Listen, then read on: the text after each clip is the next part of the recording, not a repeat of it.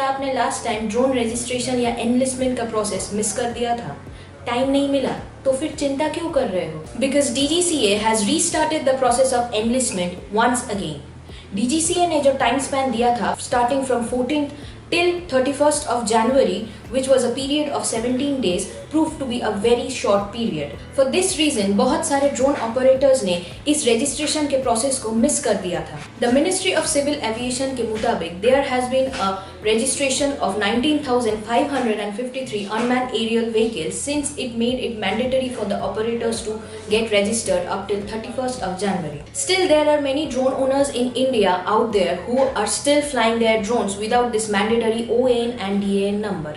Keeping this in mind and based on several public requests, the Ministry of Civil Aviation issued a public notice on 8th of June 2020, specifying that they have restarted the process once again. Go and enlist your drone in digitalsky.dgca.government.in or directly visit droneenlisting.dgca.government.in. Remember, only getting the OAN and DAN number does not confer that you can fly or operate your drone in India freely.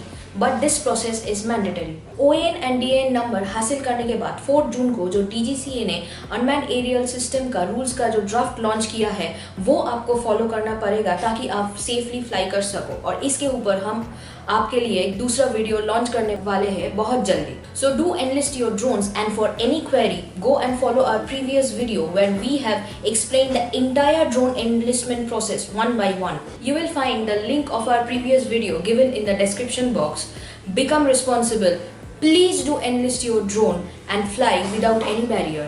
Do not forget to share and subscribe our video. The more you share, the more you will spread the awareness.